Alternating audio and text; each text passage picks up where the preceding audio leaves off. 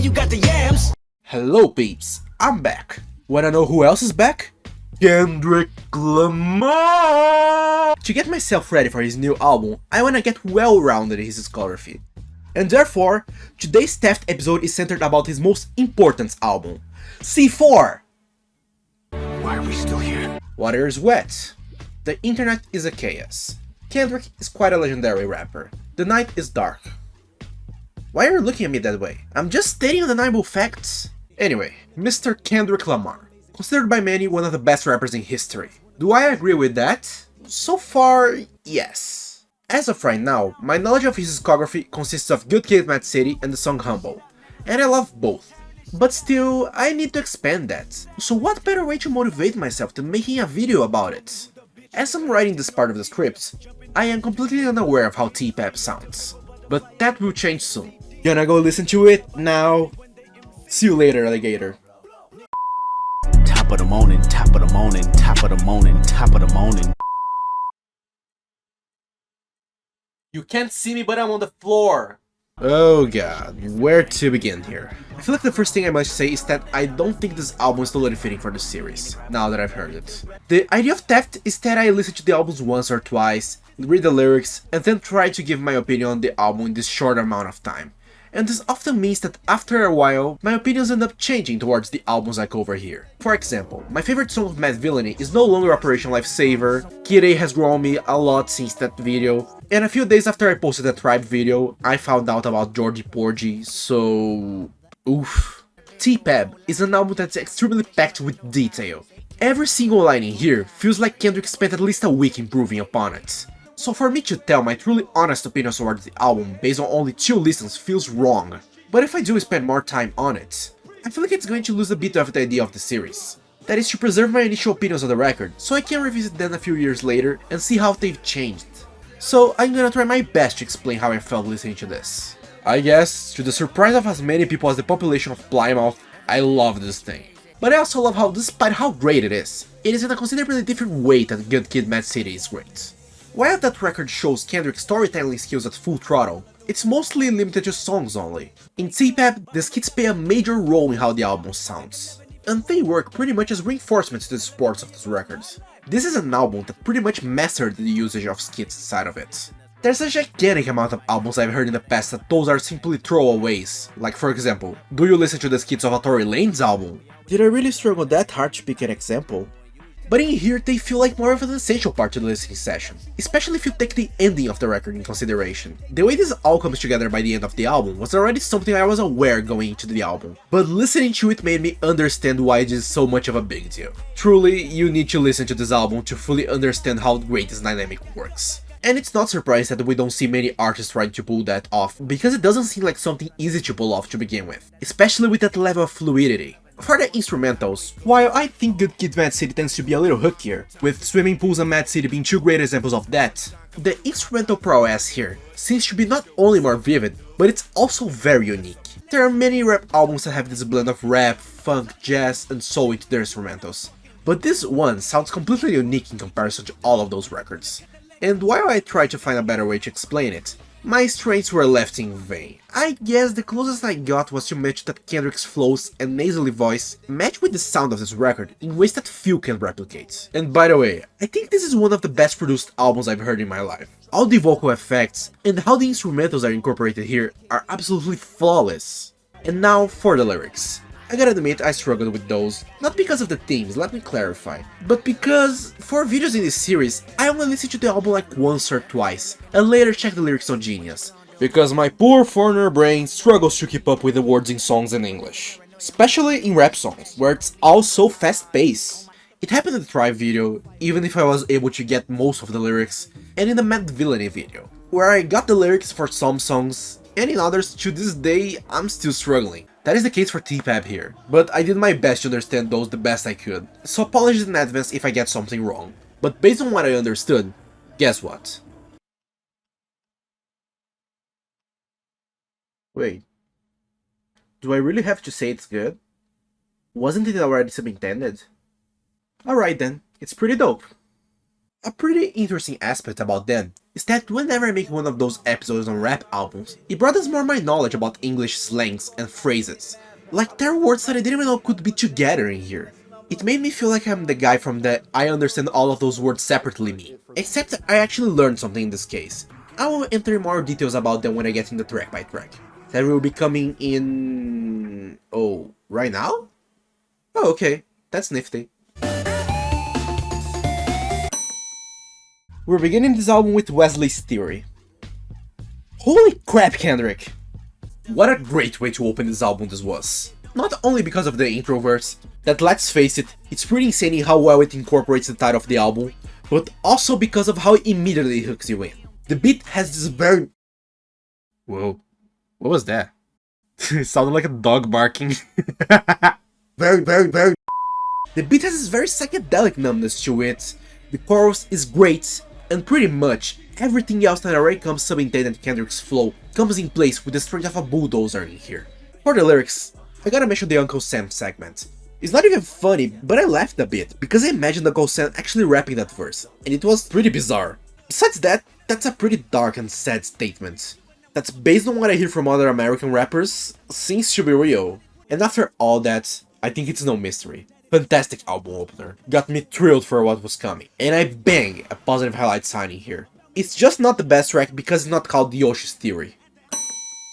First up, the thing I noticed when I went to check those lyrics in Genius was produced by Terrace Martin. And I gotta be real here, I'm probably a bigger Terrace Martin fan than a Kendrick fan. So seeing that made me get why I love the production of this track so much. I really enjoyed the jazz instrumentation going wild in the background, complemented by the absolute chaos of the lyrics, the mad woman, and Kendrick's bizarrely entertaining flow here. With that said, I also think this is one of those songs that I don't see myself returning to outside of the context of the records. I don't think I will have the same enjoyment of it listening to it separately. And even though I complimented the bizarre, choppy flow of Kendrick here, it's also possibly one of my least favorite flows in the record, and I liked it regardless, so this means that even at weakest point, it's still really good. And here we have another positive highlight, and this is a big one to me. This is one of those tracks of the record that Kendrick most captivated me with his flows and lyrics. The line about ghostwriting specific made me thought of a certain Canadian individual. But boy, the beat in here is just something else. Super funky, incredible bassline, the mellow guitar coming after adds a fantastic touch, the vocoder vocals in the background towards the middle of the track are also fantastic, the stronger guitar in the outro, holy heavens, it's so full of flavor I feel like I'm at Gordon Ramsay restaurant. The combination of the beat and Kendrick's phenomenal flow in here makes this to me one of those songs that I want to put in the car and bang my head hard in there. And to think, this is not the best song of the record. I hadn't even finished this album yet, and I already had gotten the hype. After the banger that is King Kunta, Institutionalized serves as a bit of a calm down. It's a much mellower track, the beat is way more tranquil, the intro has a soft psychedelic feel, and after it gets jazzier. Also, the transition between both segments is really well made. And I really like the zoom zoom zoom zoom zoom panning from an ear to the other. With that said, this song didn't hook me as much as the previous ones did. Of course, I still really liked it. I had tons of fun in it. It's just a matter of preference in this case. A mellower track, just like the previous one, but in this case, I feel like it has a stronger body to it. The performances are more substantial, and it's in general a really groovy track. So it's fitting that the lyrical themes are about... constructing houses in The Sims. Yeah, that's all the song's about, just The Sims houses. Kendrick's a real gamer, you know? No, for real, it's quite an interesting story told here. I personally like when songs about copulation have something extra to it, besides all the "oh yeah baby, let's hide in salami" thing. And this one does that in a very nice way. If these walls could talk, they'd say, "Damn, is this Kendrick? Turn it up!" Wanna know what this song reminds me of? Predictable commentary dance. Predictable commentary dance. I hope you heard our laughs now, because after that, this song is pure darkness. The lyrics are very heavy, and Kendrick's delivery is like an avalanche of sorrow. In the first part of the song, he sounds like he's going to come out of the speakers and proceed to beat the shit out of you. And then in the second part, he sounds like he's completely drunk and freaking out of the remorse of beating you up. And I will admit, this was my least favorite song so far. but it's unlike anything I've heard before, and it's still a really good track, so I still think it deserves a ton of praise. Were you guys missing positive highlights? Well, here we go then. After the nebulous, heavy and harrowing You, Alright serves more as a palate cleanser. I'm not saying it's a light song by any stretch of the imagination, it's about freaking police brutality, how could it be? But it's definitely a song that its instrumental parts is much more friendly, and has a great hook too. And again, we have Kendrick showing that his flow is still impeccable, especially in the second verse. And Pharrell does a pretty great job here too. Easy to understand why this song is such a big deal. This song works as a counterpart for Free in many aspects. Not only in the name, but also the similar lyrical themes, and a beat that's the exact opposite of the other. This beat feels a lot dreamier, like I'm floating in the middle of space, with stars on my side, and... I just remembered of that gif of handsome Squidward. God damn it. Anyway, despite that, I gotta talk about Kendrick's flow here, because... it's good overall, but there's the obstacle of the word Lucy. Kendrick's constantly repeating it throughout the track, but he doesn't say Lucy. I don't know if it's an aspect of the Californian accent, but he says Lucy, and being sincere, it's kind of a nuisance. This is the only truly negative point I have to say in the entire record, so for that reason, this is the negative highlight of the album. But I wish more negative highlights had this level of quality within it. Another song that to me stands out a lot lyrically. I adore the concept of connecting with one's roots in songs. The second verse is theoretically so simple, yet is one of the best verses of the entire record to me. And the instrumental is interesting. It reminds me of Pusha T's Numbers in the Boards, just a smoother version, and something tells me this comparison is pretty common. And to wrap it up here, it's a pretty nice track too. It's not one of the highlights of the record to me, but it still feels like a fundamental piece here. This track also plays a repetitive game of For Sale, but I find this one to be more enjoyable in that aspect. Mainly because his flow carries the song much more, and the lyrical part is also a pivotal point to lift this track to greater standings. Which is necessary, because the beat here to me is one that I feel like doesn't glimmer as much as the other ones of the album. This is one of many songs that is a rant over materialism, a common topic and one that I enjoy. This song managed to get the point across through a more precise way. The start of this track is one that hooks you easily. You want to keep hearing knowing what's gonna come next. And the ending, that don't worry I won't spoil here, is a punch in the gut. It's one of those songs that really make you think, especially when it's crowned by a piano-based beat that helps the reflective side of the listener to go into stronger fruition. And because of that, it's a positive highlight to me. And to be real, how could it not be? For a few months now, I've been wanting to get more into Rhapsody's music, and now that I heard this song, I'm going to do that very soon. This is one of the rare moments that Kendrick is overshadowed by a featured guest in his song.